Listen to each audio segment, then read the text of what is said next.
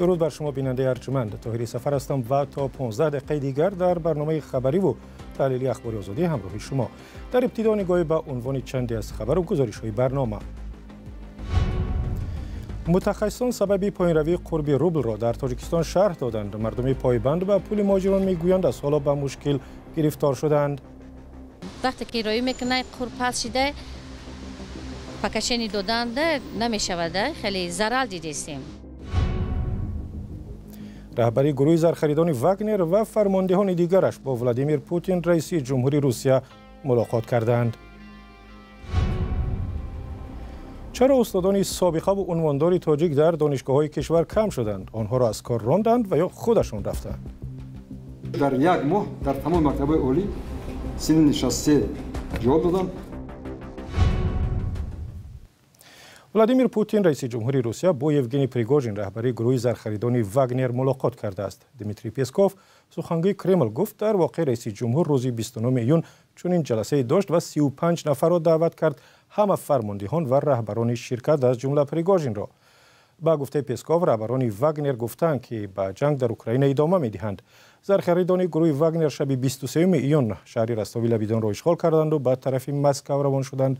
یوگنی پریگوژین گفت هدفش برکنار کردن فرماندهان آلوده به فساد روسیه بود. او دیرتر با میانه‌روی رئیس جمهور الکساندر لوکاشنکو از آشوب دست کشید و به بلاروس رفت. حالا معلوم نیست که در کجاست. و این گزارش هم به جنگ اوکراین ارتباط میگیرد و اینکه پولی که مهاجران تاجیک از کارشان در ساختمان، بازار یا رهروی و بارکشانی در روسیه به دست می‌آورند، هفته‌های گذشته قرب خود را از دست داده است. خانواده‌ها میگویند از سر هر 1000 روبل فرستاده نزدیکانشان از روسیه تقریبا 20 سامانی زیان می‌بینند که این به 8 کلچه و یا 4 کیلو کارتوشکا برابر است. علیشیر ظریفی و برات یوسفی برای فهمیدن اصل قضیه به بانک‌ها و نزد مشتریان رفتند و این گزارش را آوردند. قرب روبل روسی طی 3 هفته اخیر به شدت پایین می رود. حالا در بانک‌های تجاری 10 روبل روسی به 1 سامانی و 15 درم برابر شده است. ساکنان تاجیکستان که اکثریت پایبند روبل‌های مهاجران هستند، از به قرب شوی روبل روسی نگرانند. پول کلان خرایی میکنند، 20 تا 30 تا روسی رایی میکنند. وقتی که رایی میکنند قرب پس شده پکشنی دادند نمیشود، خیلی ضرر دیدیم. برای برخی خانواده‌ها منبع یگانه درآمدشان پول روسی میفرستاده فرزندان مهاجرشان است که به قرب شوی آن به درآمدشان ضربه سخت زده است. یه بچه دارم، یه بچه که دارم روسیه که های داد نگاه میکنیم ما 2000 روبل روسی روی کرده است، 238 سومی می تاجیکی شد. بهرام شریفوف اقتصاددان تاجیک به قرب شوی روبل روسی را با جنگ طول کشیده این کشور در اوکراین پیوند می‌دهد. یکم تاثیر تحریم‌ها با اقتصاد روسیه که از طرف دولت‌های غرب قبول کرده شد. دوم این محدود کردن سودا با مملکت‌های اروپا، نفت و گاز و چیا که خیلی درآمدی اسعاری می‌آورد به روسیه. و سوم این فروش گاز و نفت و دیگه بیاش به دولت‌های شرق با نرخی پست. تحلیلگران میگویند هرچند پایین شدن قرب روبل تاثیر مثبت به اقتصاد تاجیکستان دارد، اما در عموم زیانش بیشتر است. البته پایین رفتن قرب روبل با قیمت محصولاتی که از روسیه به تاجیکستان وارد میشه تاثیر دارد، قیمت‌ها کمی پایین‌تر میروند. اما فرق بین واردات محصولات از روسیه و انتقال پول مهاجران که از این کشور به تاجیکستان وارد میشود حدود 7-8 برابر است فرق رسمی اون. پس خلاصه این است که ضرر پایین روی قرب روبل از فایده اون به مراتب بیشتر است. پس از حمله روسیه به اوکراین در ماه فوریه سال 2022 کشورهای غربی علیه مسکو تحریم جاری کردند و آن زمان قرب روبل به طور نظر از پایین فرآمد، ولی دیرتر کمی جان گرفت. حالا دیگر باره رو به پایین نهاده است. هر سال صدها هزار شهروند تاجیکستان در جستجوی کار و معاش مناسب به روسیه می روند و این کشور یکی از منبع‌های اساسی درآمد خانواده‌ها به شمار می رود. با توجه به این هر تغییر در ارزش روبل به وضع زندگی آنها تاثیر خواهد گذاشت.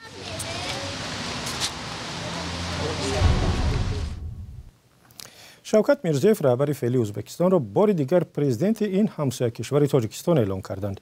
انتخابات روز 9 ایول گذشت. رهبران چند کشور از جمله رئیس جمهوری تاجیکستان انتخابی دیگر برای میرزیف را پیروزی قطعی نامیدند، ولی بعضی از ناظران گفتند که انتخابات به رقابتی واقعی گذشت.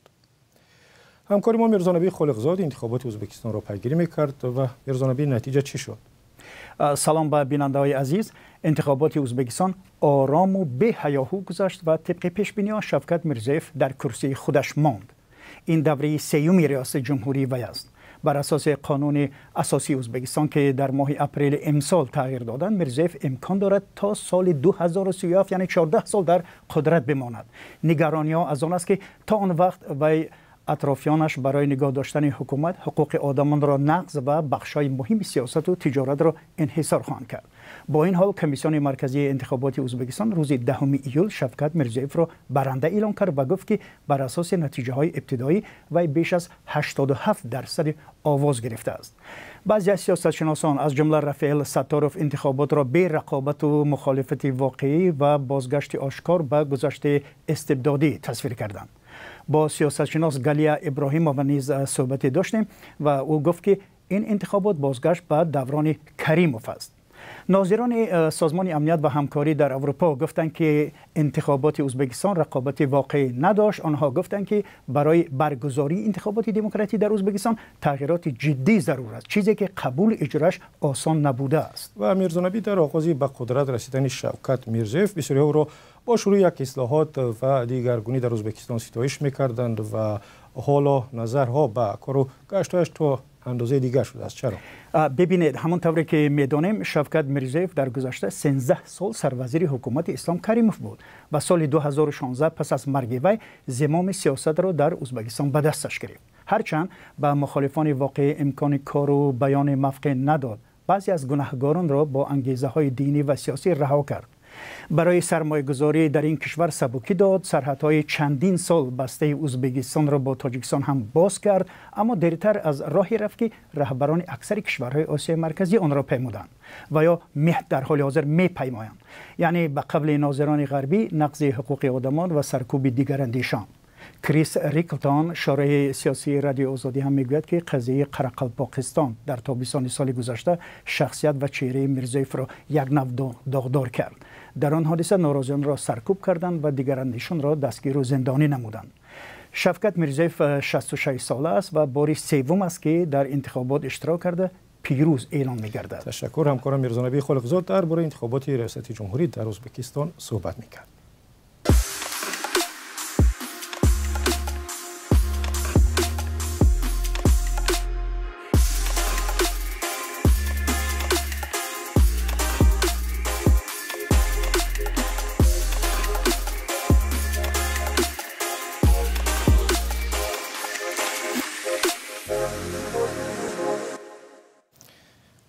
برمیگردیم به اوکراین. نیروهای این کشور که در دهه نسکوچنی در ولایت دنسک را از دست سربازان روسیه آزاد کردند، آنجا را سراپا مینه‌کاری شده یافتند.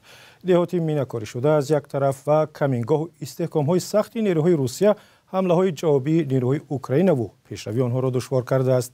سربازان اوکراینی هم میگویند آنگونه که مردم فکر می‌کند پیشروی در جنگ به آسانی میسر نمی‌شود. همکارم کیومر سیاتا گزارش می‌دهد. خطر پنهان و ناعیان پیشروی نیروهای اوکراینی را سست کرده است.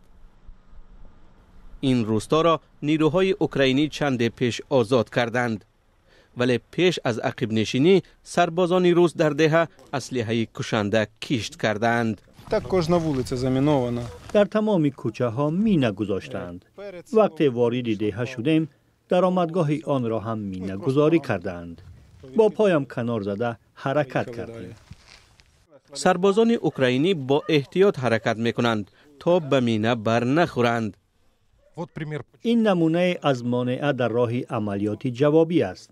نیروهای روسیه این محله را مینه کاری کردند. مینه های زیاد گذاشتند. مثلا این مینه زیر نیروهای پیاده نظام است. مینه های زیر تانک نیز زیاد گذاشتند.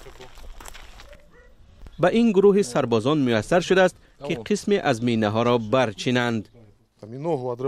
این مینه پای و دیگر اعضای بدن را پاره میکند، همه جا را پاره میکند، از جمله آلات جنسی انسان را. هر یک سرباز باید اصولهای عادی‌ترین کاری مینه‌چی ها را داند، چگونه جستجو کردن و یافتنشان را. این کار را من خودم آموختم. سربازان روس در داخل بناها نیز مینه گذاشتند. دتوناتور این مینه آماده است. سربازان روسیه آن را گذاشتند تا ما نزدیک بیاییم و آن بترکد. استحکام‌های سخت در کمینگاه‌های نیروهای روسیه حمله‌های جوابی نیروهای اوکراین را دشوار کردند. به سربازان اوکراینی 3 روز لازم شده است تا این کمینگاه روس‌ها را بگیرند. آنگونه که آدمان فکر میکنند عملیات و یا حمله جوابی آسان نیست. باید برای هر روستا بجنگید. برای همین فکر نکنید که این کار ساده است، ولی ما میکوشیم هر چی زودتر آن را تمام کنیم. مقامات اوکراین روز 7 ایول گزارش دادند که در اطراف شهر بخموت زیاده از 1 کیلومتر پیشروی داشتند و برای پیشروی بیشتر سعی دارند. متخصصین تاجیکستان آشکار کردند که تعداد استادان با تجربه دانشگاه‌ها سال گذشته 1000 نفر کم شده است که عاقبت این کار کم سواد بیرون آمدن دانشجویان از دانشگاه‌ها است. چرا؟ برات یوسفی گزارش می‌دهد. سال گذشته تعداد استادان دارای عنوان‌های علمی در دانشگاه‌های تاجیکستان تقریباً به 1000 نفر کم شده است. اگر سال‌های گذشته به هر 16 دانشجو یک نامزد علم درس می‌داده باشد، حالا به یک نامزد علم 42 دانشجو راست می‌آید. مقامات مرکز تحقیقات استراتژی یک سبب این امر را مجبوری بازنشسته شدن استادان دانشمند 63 ساله دانشگاه‌ها می‌دانند که صاحب مکتب‌های علمی می‌باشند. ما دسترس کردیم مکتوبی رسمی وزارت با امضای وزیر با تمام ساختارهای مکتب عالی که نفرای که 63 رسیدن از همه وظیفه‌ها مدیر کافدر، دکان، زن دکان کدام وظیفه که در ساختار مکتب عالی آزاد کرده شد. در 1 ماه در تمام مکتب عالی سن 63 جواب دادن و به همین طریق مکتب عالی به یک مشکلات بسیار جدی روبرو گردید. مرتضی زینالدینов سابق مدیر کافدرای ادبیات معاصر فاکولته فیلولوژیای تاجیک دانشگاه ملی تاجیکستان با تقاضای رهبریت از وظیفه مدیر استعفا و نفقه خور شد.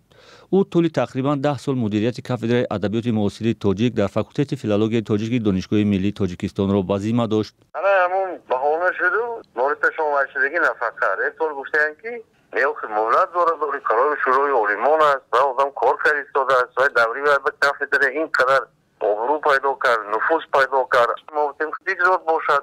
مرتضی زینالدینov به گونه دهها دانشمندان آموزگار مؤسسه‌های عالی تعلیمی تاجیکستان همکنون به صورت قراردادی به شاگردان درس میگوید. برخی از کارشناسان به این نظرند که در اصل بازنشسته کردن مدیران کافدرا و فاکولته‌های دانشگاه‌ها چندان قانونی نیست. در اکادمی علوم اوکراین باریس پاتون تا 100 سالش پرزیدنت اکادمی علوم اوکراین بود. اکادمی علوم اوکراین اکادمی میده شده نیست. 72 انستیتوت علمی تحقیقات دارد، 40000 کارگر. لیکن همون نگفتن که 100 ساله این عوض کنیم. چون احترام به علم و متخصص در اونجا بالاتر میستد. اما وزارت معارف و علم تاجیکستان میگوید متخصصان و دانشمندانی که به سن نفقه میرسند تنها از وظیفه آزاد میشوند، ولی طبق قرارداد کار خود را در همان مکتب عالی ادامه میدهند.